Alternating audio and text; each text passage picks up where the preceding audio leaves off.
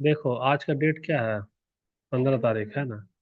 आज हमारा हो गया 15 अक्टूबर 2025।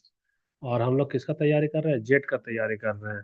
तो जेट का सिलेबस अभी नहीं निकला। ऑफिशियल नोटिफिकेशन में बताया गया कि आप नेट का सिलेबस को फॉलो करिए। इसलिए हम लोग क्या कर रहे हैं? नेट का सिलेबस को फॉलो कर रहे हैं। इसमें हम लोग पेपर 2 की तैयारी कर रहे हैं। और क्या है हमारा? साइकोलॉजी। सब्जेक्ट कोड क्या है? 4। तो सब्जेक्ट कोड 4 में अभी हमारा जो यूनिट नंबर है, यूनिट नंबर हम लोग क्या चल रहा है? 5वां चल रहा है हमारा। 5वां है, जैसे अटेंशन है, परसेप्शन है, लर्निंग है, मेमोरी है और फॉरगेटिंग है। तो पिछला क्लास में हम लोग अटेंशन को खत्म कर चुके हैं। जान चुके हैं कि अटेंशन क्या है। दूसरा टाइप्स ऑफ अटेंशन को देख लिए, जैसे selective attention, divided attention, sustain attention, बहुत सारा चीज देख लीजिए थे। ये प्रीवियस वाला था। आज वाला टॉपिक क्या होगा हमारा? परसेप्शन। क्या होगा हमारा? परसेप्शन।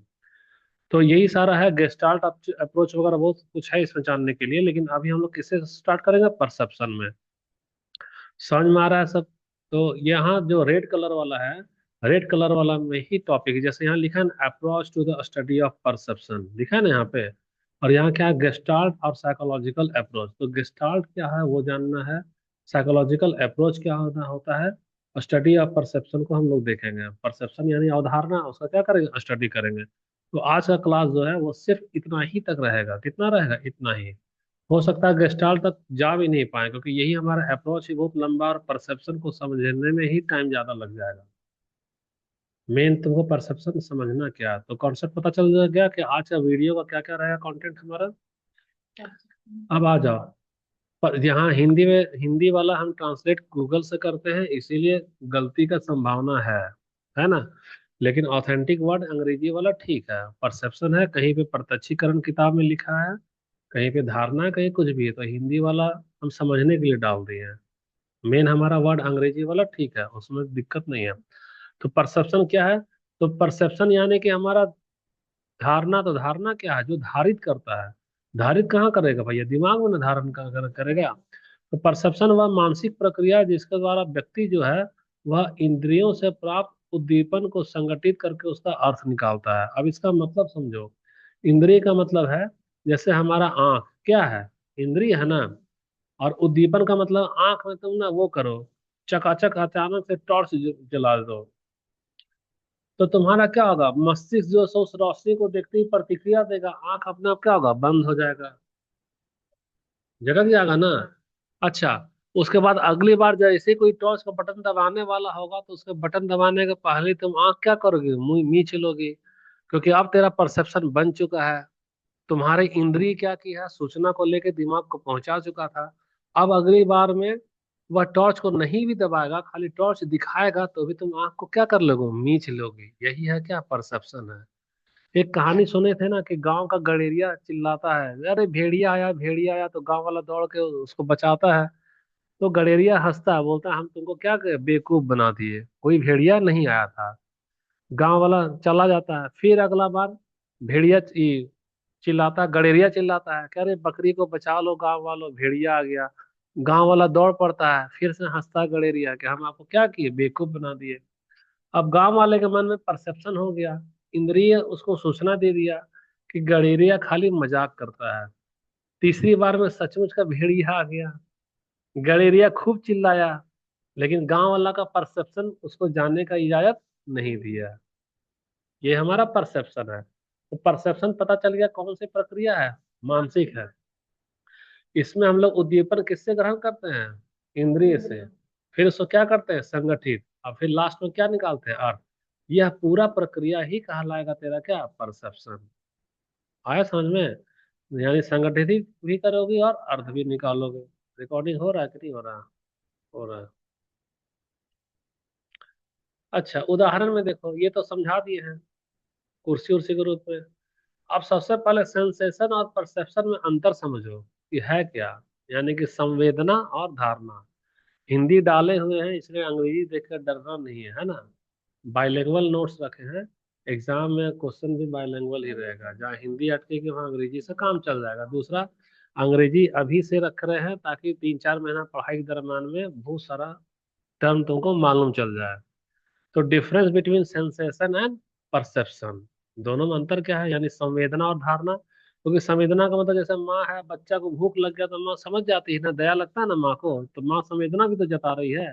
तो हम इसको धारणा बोलेंगे कि संवेदना बोलेंगे, दोनों में अंतर क्या है, उसको तो जानना जरूरी है।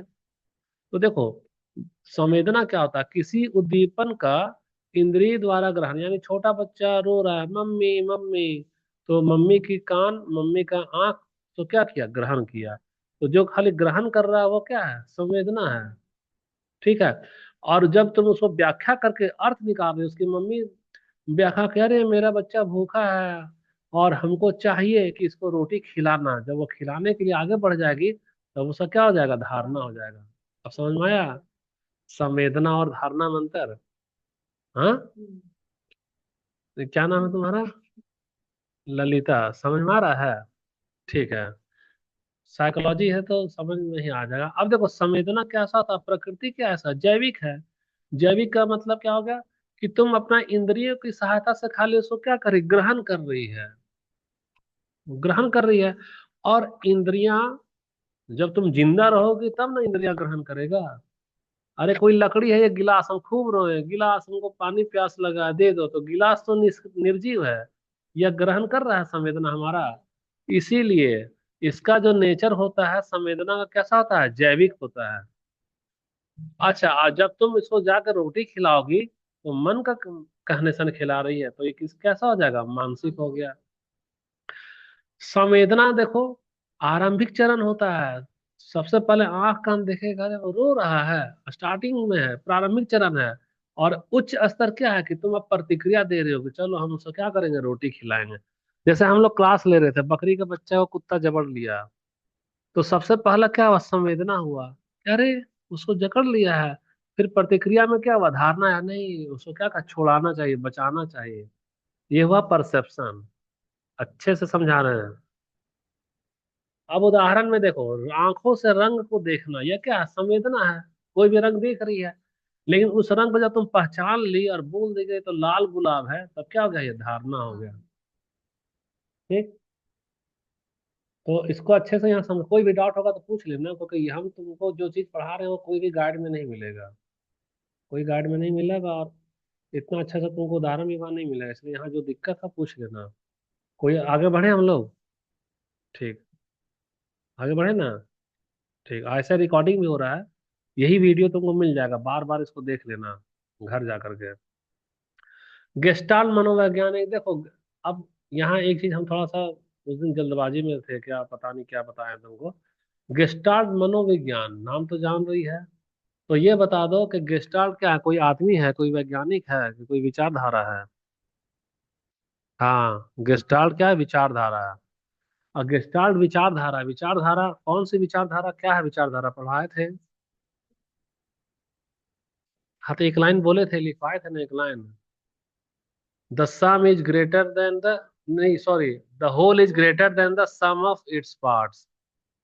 यानी कि इसका हिंदी क्या होगा बताना, होल जो है वह हमेशा पार्ट के सम का ग्रेटर होता है, ऐसे इसको नहीं समझ में आएगा। ललिता हम बता रहे हैं, तुमको पहचानना है कि ये बताओ, तेरे पास चार ऑप्शन है, ए में हम दे दे रहे हैं क्या, जानवर, ए में क्या दे रहे हैं, जानवर। बी में ऑप्शन क्या दे रहे हैं, इंसान। ठीक है। सी में ऑप्शन क्या दे रहे हैं हम लोग, ट्रेन दे रहे हैं, है ना। और डी में ऑप्शन हम लोग दे रहे हैं जहाज, क्या दे रहे हैं, जहाज। अब इस चार में से किसी एक को तुमको पहचानना है कि किससे जुड़ा हुआ है। तो सबसे पहले तो हम ऐसे किए, कुछ समझ में नहीं आ रहा है। फिर हम ऐसे किए, कुछ समझ में नहीं आ रहा है। फिर ऐसे किए, कुछ समझ में आ रहा है। किससे जुड़ा हुआ है ये वाला, कुछ समझ में आ रहा है किससे जुड़ा हुआ है ये कैसा दिख रहा है बताना। आंख है, तो आंख है तो किससे दिख रहा है, ये जानवर का है कि इंसान का है कि ट्रेन का है कि जहाज का है। अब देखो, तुम्हारा इंसान हो गया ना, तो इंसान तो अपने आप में संपूर्ण होता है। इंसान अपने आप में क्या होता है, संपूर्ण। और ये जो आकृति है वो पूरा आकृति है कि अधूरा आकृति है, बताओ। अधूरा है ना, तो अधूरा है। तो यही है गेस्टाल्ट का सिद्धांत, कि जब तुमको हम अधूरा चीज दिखा देंगे तो क्या क्या दिखाया, सबसे पहले एगो लकीर, फिर दूसरा लकीर, फिर तीसरा लकीर, फिर चौथा लकीर, फिर ये पांचवा बिंदु और छठा बिंदु। हम टोटल कै गो बिंदु दिखाए? 6 बिंदु। तो ये तो बड़ा हो गया। और तुम मात्र इंसान कै गो पहचानी? एक ठो को। यानी कि यह पार्ट था, 6 गो क्या था? पार्ट था। तो पार्ट भले ही अपने आप में ज्यादा हो जाए, लेकिन यह हमेशा छोटा होगा क्या? एक होल से। सोचो, हम तुमको अधूरा ना दिखाए, और तुम क्या किए? सब पूरा पहचान लेना। तो यही है गेस्टाल्ट का सिद्धांत। गेस्टाल्ट क्या बोलता है कि आप किसी भी चीज को अधूरा जानकारी दीजिएगा, तो आप लाखों करोड़ों अधूरा दे दीजिए, उससे बड़ा जानकारी इंसान कल्पना करके बता देगा कि यह है किससे रिलेटेड।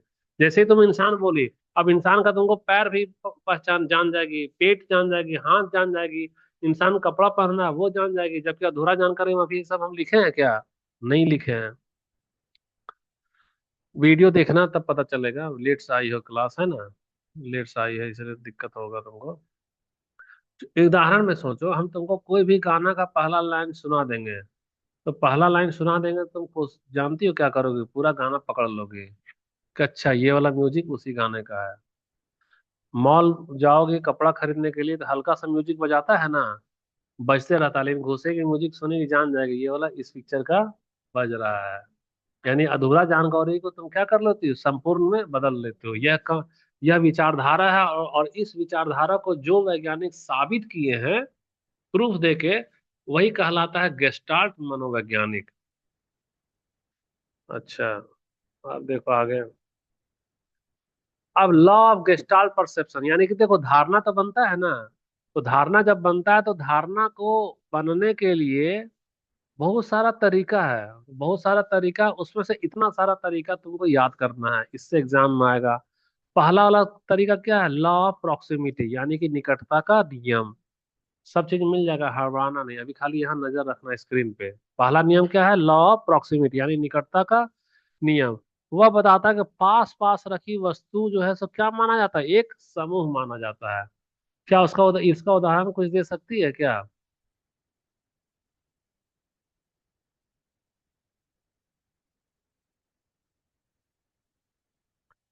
सुनो, हम इसका उदाहरण दे रहे हैं ना। तुम क्या करो ना कि ये नमक है, ये क्या है? नमक है।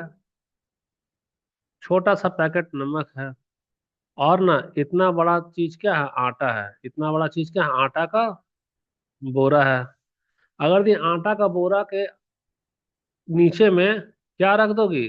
नमक रख दोगी। क्या रख दोगी? नमक रख दोगी। तो बाहर से जो भी आदमी जाएगा, तो बोलेगा ये सारा का सारा चीज क्या है? आटा ही है। वह इसको क्या मानेगा? एक ही समूह में मानेगा। जैसे तस्कर जो होता है ना, तस्कर जो सोना चांदी या तस्करी करता है जंगल वंगल से, वो क्या करता है? अपना इस तरह का ट्रक रखेगा। क्या रखेगा? ऐसा करके ट्रक। ट्रक में चक्का लगा हुआ है, और चक्का लगा हुआ है तो ऊपर का ट्रक में क्या कर देगा कि कोई भी साधारण सा कटा हुआ लकड़ी को डाल देगा, और इसके नीचे छुपा देगा क्या? इमारत वाला कीमती लकड़ी। पुलिस वाला जांचेगा, ऊपर वाला देखेगा साधारण लकड़ी है, तो उसको सोचेगा ठीक है, यह सारा समूह किसका है? साधारण लकड़ी का है, और वह चले जाएगा। जैसे शराब वगैरह को देखना, कोई आदमी लोग घर में लाता है शराब ना, तो सब्जी का थैला में ना नीचे में शराब रख देगा, बोतल।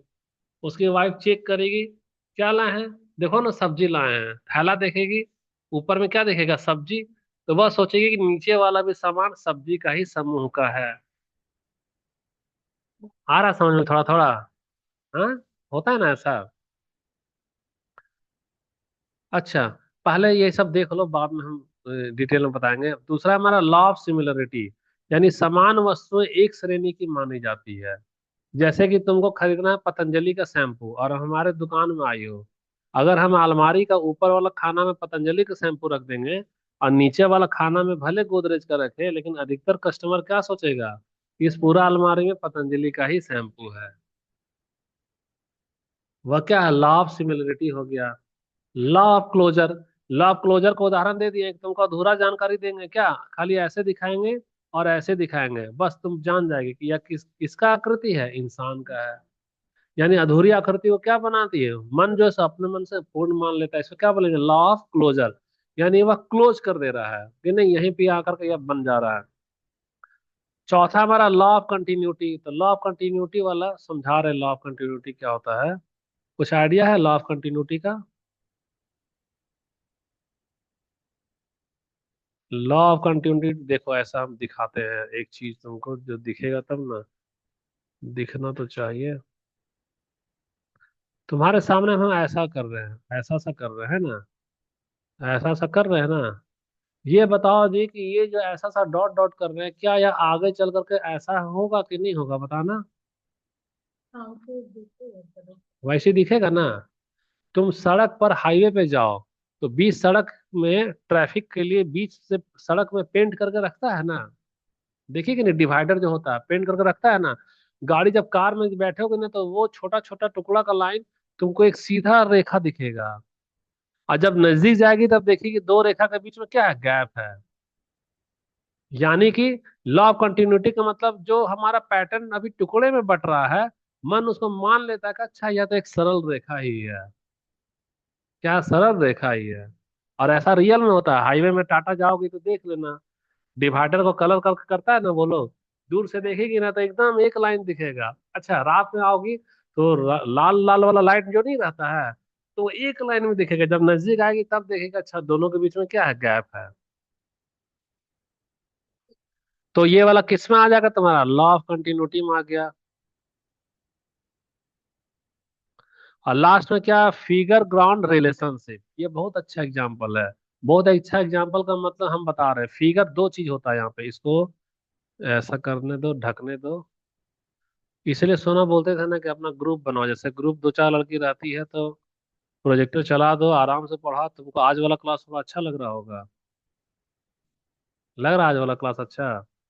क्योंकि ग्रुप में रहने से पढ़ाने में भी ठीक लगता है, प्रोजेक्टर चलाने में भी, जैसे बिजली का बिल भी निकल जाएगा। एक दो लड़की पे क्या प्रोजेक्टर चलाएंगे। यहाँ हो रहा है फिगर ग्राउंड में दो वर्ड है। पहला वर्ड है हमारा फिगर, पहला वर्ड क्या है हमारा, दो चीज लिख दे रहे हैं। पहला है हमारा, हम लोग लिख रहे हैं फिगर, और हम लोग यहाँ पे लिख रहे हैं क्या, ग्राउंड लिख रहे हैं। क्या लिख रहे हैं, ग्राउंड लिख रहे हैं, ठीक। अब हम लोग इसका कलर चेंज कर रहे हैं। कलर चेंज करने पे सबसे पहले हम इमेजिन करो ना कि ये हम हैं। ये कौन है, ये हम है। हम तुमको क्या कर रहे हैं, पढ़ा रहे हैं। ये हम हो गए, जो भी हो गए है ना। हम तुमको क्या कर रहे हैं, पढ़ा रहे हैं बैठ करके। ये ग्राउंड हो गया। और फिगर में हमारे पास में प्रोजेक्टर है। प्रोजेक्टर का, तुम अभी क्या देख रहे हो, पीपीटी देख रहे हो। क्या देख रहे हो, पीपीटी देख रही हो। यह नियम कहता है कि तुम एक बार में अगर यदि, नियम यह कह रहा है, क्या कह रहा है कि तुम एक बार में अगर ध्यान, परसेप्शन अगर पीपीटी में लगाई है, तो ग्राउंड तुम्हारा क्या हो जाएगा, नहीं दिखेगा। ग्राउंड को तुम क्या करोगी, इग्नोर करोगी। इसको क्या करोगी, इग्नोर। इग्नोर का मतलब नजरअंदाज, नजरअंदाज, समझना। अगर ये तुम पीपीटी पे ध्यान है तो तुम ग्राउंड को इग्नोर करोगे, ये बात सच है। तुम पीपीटी देख रही है तो हम पे ध्यान दे रही है क्या, कि हम क्या टी शर्ट पहने हैं, हमारा दाढ़ी बना है कि नहीं बना, हमारा बाल है कि नहीं बना है। अभी प्रैक्टिकल भी हो रहा है। सारा ध्यान अगर तुम्हारा फिगर पे है, किस पे, पीपीटी पे है, तो ग्राउंड तुम्हारा गायब हो गया। और एक चीज, अगर ये तुम्हारा ध्यान ग्राउंड पे है यानी हम पे है, तो पीपीटी का अक्षर गायब हो गया। तुम हमको देख के तो देखो, तुमको पीपीटी नहीं दिखेगा। दिख रहा है पीपीटी, जबकि अक्षर वही, तुम पढ़ नहीं पाएगी। और तुम देखो, हम तेरे सामने में बैठे हैं, तुम पीपीटी को पढ़ो, हम तुमको नहीं दिखेंगे। मैंने दिख रहे हैं लेकिन परसेप्शन नहीं हो रहा है। तुम्हारा परसेप्शन नहीं हो रहा, दिख तो हम आ ही रहे हैं, संवेदना तो हो रहा है, देखो सेंसेशन हो रहा है। सेंसेशन में हम भी हो रहे हैं और वो भी हो रहा है। लेकिन अगर ये तुम पीपीटी में परसेप्शन की हो, तो इसका परसेप्शन खत्म होगा, खाली क्या होगा, सेंसेशन होगा। और अगर ये तुम इसका परसेप्शन कर रही है, तो इसका खाली क्या होगा, सेंसेशन होगा। ललिता तुम हाँ या ना बोलो। सेंसेशन और परसेप्शन का मतलब क्या है, सेंसेशन का मतलब, चलो हिंदी में आते हैं। तुम पीपीटी देख रही है तो हमको नजरअंदाज कर रही है कि नहीं कर रही है ना। और अगर हमको देख रही है तो पीपीटी का अक्षर तुमको कुछ नहीं समझ में आएगा। पीपीटी दिखेगा लेकिन क्या लिखे वो पता चलेगा वहां, नहीं पता चलेगा। तो ये एक सच्चा वाला नियम है। और इस नियम को क्या बोलते हैं? Figure ground relationship. अगर हम किसी का फिगर को देखेंगे तो ग्राउंड अलग हो जाएगा। तुम हमको देख रही है अभी, तो तुम्हारा पीपीटी वाला आगे पीछे पेज कर देंगे, तुमको पता ही नहीं चलेगा कौन सा पेज में चला गया। अच्छा, तो तुमको 500, ये 500 हमारा क्या है, गेस्टाल्ट जो बोलता है ना, उसका नियम है कि इस 5 नियम के तहत तुम्हारा जो सो वो बन जाता है, परसेप्शन हो जाता है। 5 नियम बता दिए हैं। एजुकेशन में क्या क्या महत्व है? तो शिक्षक को यह समझना चाहिए कि किसी भी वस्तु या घटना को अपने अनुभव और धारणा के आधार पर अलग अलग अर्थ में देख सकते हैं। अब सोचो कैसे देख सकते हैं। मान लो कि कोई यहाँ से सीटी बजाते हुए चला गया, तो जो लड़की होगी वह सोचेगी क्या, कि वह हमको छेड़ रहा है। और मान लो जो नीरज है, वो गाड़ी चला रहा, तो वह सोचेगा क्या, कि वह गाड़ी चला रहा होगा, रास्ता में कोई बच्चा आया, उसको हटाने के लिए क्या कर रहा है, सीटी बजा रहा है। घटना घटा एक, व्याख्या तेरा मन किया अलग अलग, और धारणा भी क्या हो गया तेरा, अलग अलग हो गया। तो शिक्षक को जान जाता है कि अलग अलग अर्थ में दिखता है, तो इसी हिसाब से उसको करना चाहिए। दूसरा, शिक्षण सामग्री को ऐसा व्यवस्थित करना चाहिए कि वह स्पष्ट हो, ताकि अलग अलग अर्थ नहीं निकले, द्विअर्थी ना हो, संगठित हो और वह अर्थफुल लगे। और छात्र को इसका ट्रेनिंग देना चाहिए, परसेप्चुअल ट्रेनिंग, ताकि आप अपना अवलोकन के एकदम सटीक कीजिए, फालतू वाला में मत जाइए। जैसे निगेटिव और पॉजिटिव दोनों होता है। सास, जानती हो, नया नया शादी होगा, जब उसकी बहू पड़ोसी से बात करेगी ना, तो सास का मन में परसेप्शन होगा, जरूर मेरा क्या कर रही है, शिकायत कर रही है। ये क्या हो गया, धारणा बन गया। वो पड़ोसी को बहू से मना करेगी बात करने के लिए। दूसरा, बहू जो है जब सास के घर में आएगी नया नया, सास उसको चाय के लिए पूछेगी ना, तो बहू सोचेगी ये बुढ़िया भले 2 4 दिन पूछ रही है, 10 दिन बाद तो वो टॉर्चर ही करेगी। धारणा बन जाता है ना। व्याख्या तो कुछ और, हाँ, इसीलिए परसेप्चुअल ट्रेनिंग देना चाहिए, ताकि आप अपना अवलोकन क्या करिए, सटीक करिए। क्यों? क्योंकि अवलोकन में तुम्हारा मन भटकेगा और तुम अपने से कुछ और भी सोच सकती हो, तब अर्थ का अनर्थ ना होगा।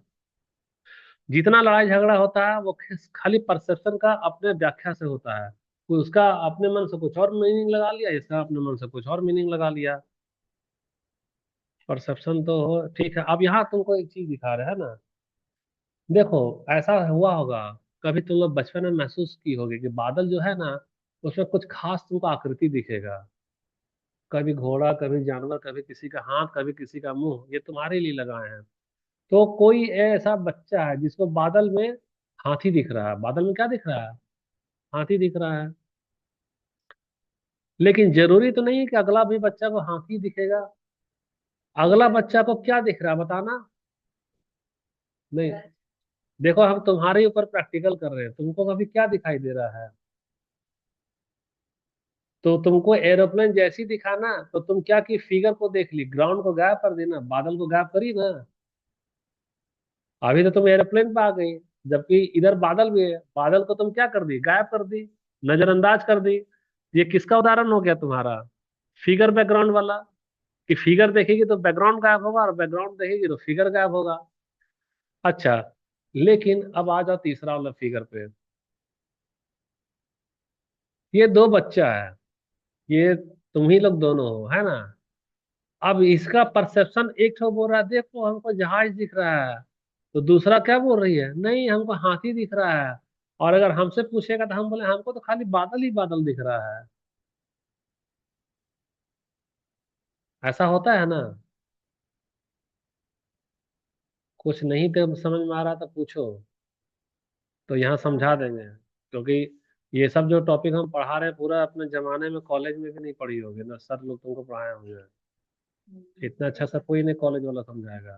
कोई कॉलेज, तुम कितना भी 50,000 का फीस दे दो ना, कोई कॉलेज में भी नहीं पढ़ाएगा। इसलिए अगर डाउट है तो पूछो, नहीं डाउट है तो हम लोग आगे बढ़ जाएंगे। आगे बढ़ जाएं, कोई डाउट नहीं ना है। तो परसेप्शन का मतलब समझ ली कि हम लोग सबसे पहले संवेदी इंद्रिय से सूचना ग्रहण करते हैं। तो खाली अगर ग्रहण कर रहे हैं तो वह संवेदना हो गया। अंग्रेजी में उसको बोलेंगे सेंसेशन, वह संवेदना हो गया। लेकिन जैसे ही हम उसका व्याख्या करेंगे संगठित रूप करके, तो वह क्या हो जाएगा, परसेप्शन, यानी वह धारणा हो गया। अच्छा, ये धारणा वाला फोटो याद रखना। असल चीज यही है, यही यही तुमको किताब में नहीं मिलेगा, और यही तुम्हारा जान बचा देगा कहाँ, एग्जाम में। अच्छा ये तो हो गया। अब देखो, तो ये बच्चा इसको बोल रहा है आई सी एन एलिफेंट, अरे हम तो हाथी देख रहे हैं, बोले आई सी ए शिप, हम तो एक जहाज देखे हैं। और हम उसको क्या देख रहे हैं, खाली बादल ही बादल देख रहे हैं। अलग अलग होता है। तो ये तो आ गया होगा समझ में।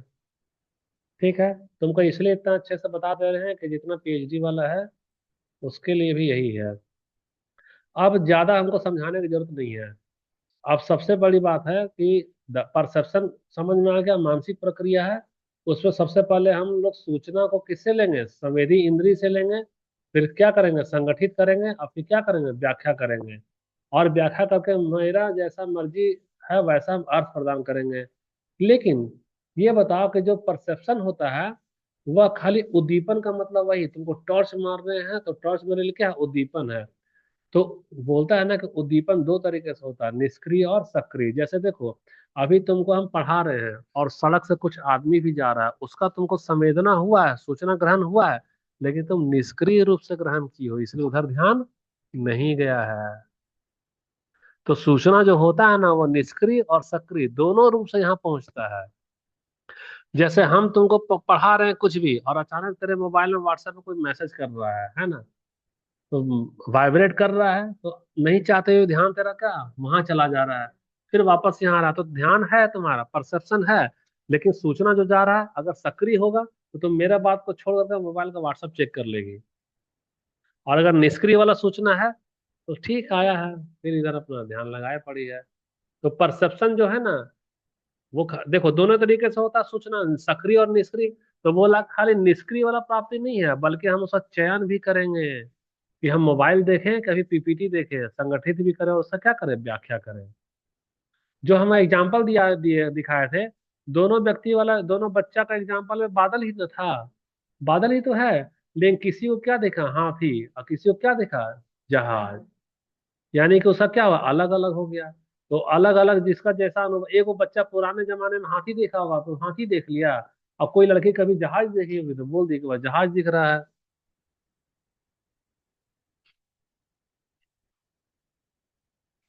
जैसे देखो एक एग्जाम्पल दिखा रहे हैं, बारिश हुआ, अचानक बादल गरजा, एक ही जगह बादल गरजा, चाईबासा में, नेहरू चौक में। तो ये नीरज है, बोल रहा बचाओ बचाओ मेरे ऊपर में बिजली गिर गया लग रहा है।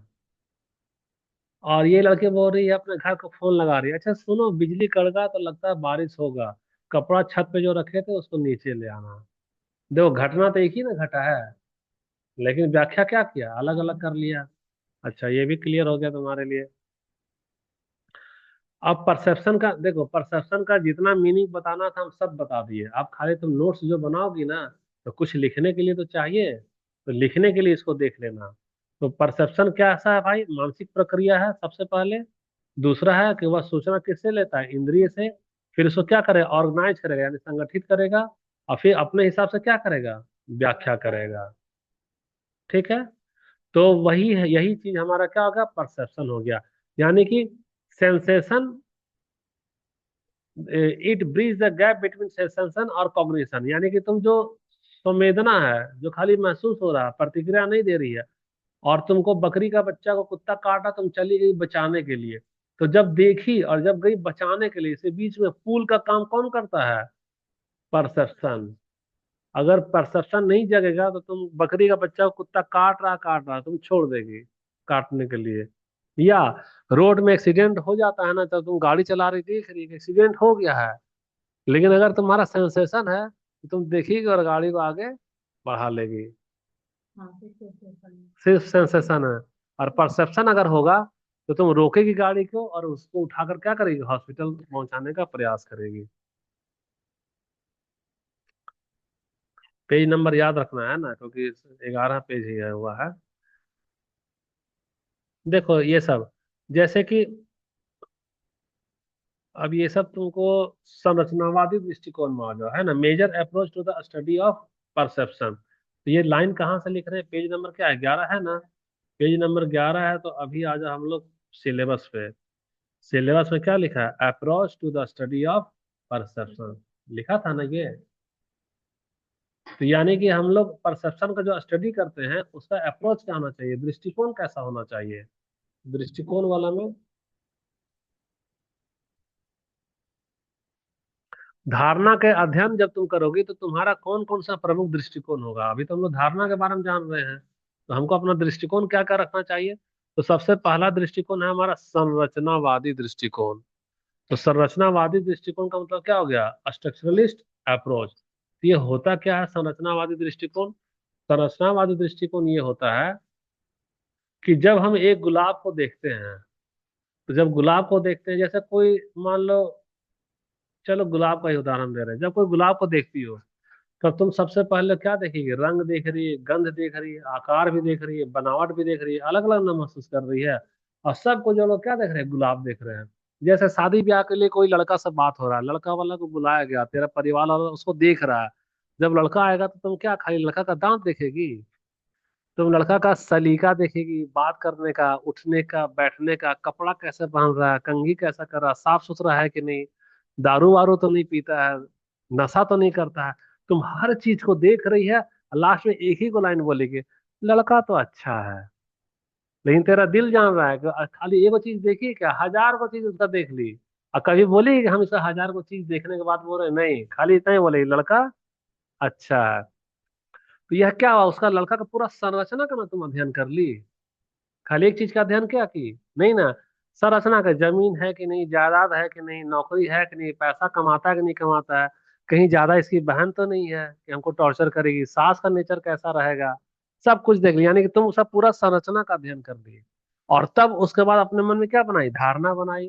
तो ये वाला जो धारणा का अध्ययन है ये कैसा कहलाएगा, संरचनावादी दृष्टिकोण, यानी स्ट्रक्चरलिस्ट अप्रोच। और हेडिंग क्या है, major approaches to the study of perception. ठीक है कि नहीं, ठीक है ललिता, समझ में आ रहा है। तो क्लास का टाइम 8:30 हो गया, कौन सा फर्स्ट टाइम है, क्या सब्जेक्ट अभी मनीषा, पॉलिटिकल है, टाइम हो गया है पॉलिटिकल का, समझे। तो 11 पे याद रखना, अगला दिन याद दिलाना, तो 11 के बाद 12 वहां से शुरू करेंगे। चलो तुम्हारे लिए हम चीज एक जादू का ट्रिक रखते हैं तेरे लिए, है ना, तुम मत जवाब देना सोना, तुम जवाब नहीं देना, ललिता के लिए है, मिलेगा तब तो।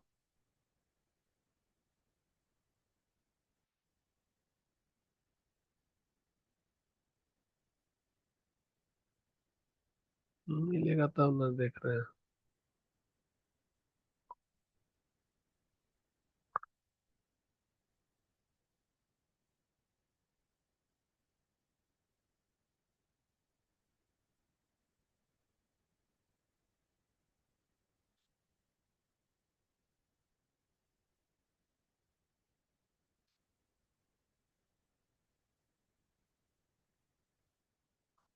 एक चीज खाली हम खोज रहे हैं, मिल नहीं रहा है वो। ठीक है ना, ललिता ही सिर्फ तुम ही जवाब देना, है ना।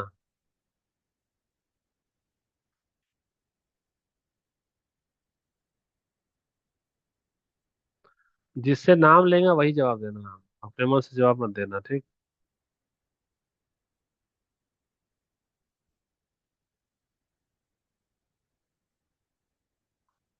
ललिता, ये जो आकृति दिख रहा है, इसमें तुमको क्या दिख रहा है बताओ, इस वाले में।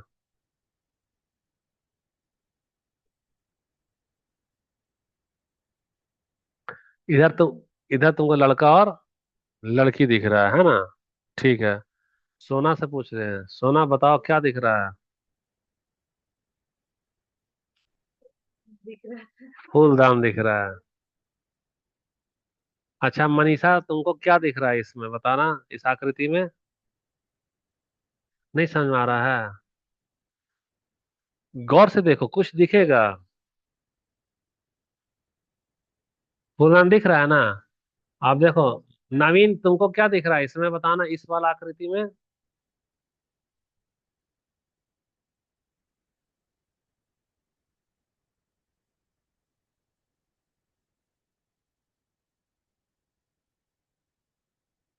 देखो, अब हम बता रहे हैं, सबसे पहले ललिता को क्या दिखा था? तो ललिता को ये दिखा है, गौर से सोचो, हम क्या बनाने जा रहे हैं? हम एक आदमी का चेहरा बना रहे हैं। ये नाक हो गया, ये क्या हो गया, होठ हो गया। अब सभी को एक आदमी का चेहरा यहाँ पे दिख रहा है। ये वाला हमारा क्या है, आदमी का चेहरा है कि नहीं ये? है ना? और उसी तरह से इधर भी आदमी का ये वाला नाक हो गया, क्या हो गया, नाक है। और ये वाला क्या है, हमारा होठ है। और ये वाला क्या है, ठुड्डी है। अब नवीन, तुमको भी आदमी का चेहरा दिख रहा है ये?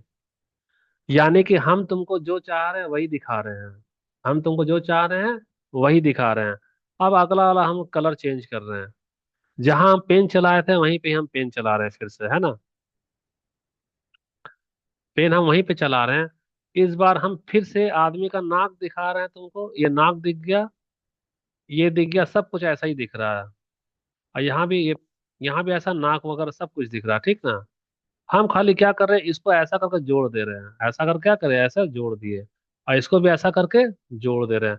अब ये वाला कुछ ऐसा चीज नहीं दिख रहा है गुलदस्ता टाइप का, कि यहाँ पर हम गुलाब का फूल या कुछ भी को रख सकें। अब देखो, ऐसा तुमको पिल्लर दिखाई दे रहा है, गुल फूलदान दिखाई दे रहा है। हाँ। तीसरा जादू, तुम दोनों को एक साथ देखने की कोशिश करो, तो नहीं दिखेगा। या तो तुमको फूलदान दिखेगा या तो तुमको चेहरा दिखेगा। कोई दोनों को एक साथ दिख रहा है क्या? हम मिटा दे रहे हैं सब कुछ। एक बार में देखो तो तुमको एक बार में या तो चेहरा दिखेगा या तो फूलदान दिखेगा। कोशिश करो तो दोनों को एक साथ देखने का। नहीं नहीं दिख रहा है। अगर तुमको फूलदान देख रही है तो चेहरा गायब हो रहा है, और चेहरा देख रही है तो फूलदान। तो यही वाला फिगर बैकग्राउंड लॉ है। फिगर बैकग्राउंड लॉ का मतलब, जब तुम फिगर को देखेगी तो ग्राउंड गायब हो जाएगा, और जब तुम ग्राउंड को देखेगी तो फिगर गायब हो जाएगा। चलो कुछ खाने पीने वाला उदाहरण देते हैं। बचपन में हम लोग आम का पेड़ पे बहुत ढेला चला के तोड़ा करते थे। तुम लोग भी कभी पत्थर चला के तोड़े बचपन में? देखो, ये आम का पेड़ है, ये क्या है, आम का पेड़ है। जब आम चुराने का नियत से घुसती होगी पार्क में, तो तुमको पेड़ दिखता था कि खाली उसमें कहाँ फल लगा है, आम वो दिखता था? अगर हम चुराने का मकसद से गए हैं ना, तो हमको खाली आम ही दिखेगा, जहां आम दिखेगा वहीं ठेला मारेंगे। तो ये हमारा क्या फिगर हो गया। और ग्राउंड में पेड़ क्या हो गया, गायब हो गया। और जब बगान का मालिक आएगा तो उसको आम से मतलब नहीं है, उसको पूरा पेड़ दिखेगा। अच्छा, वहां पत्ता सूख रहा है, थोड़ा पानी डाल देते हैं, तो उसके लिए आम गायब हो गया। यही चीज है। तो पेज नंबर 11 तक ही आज इतना ही रहने दे रहे हैं। कल फिर आना तो कल से करेंगे।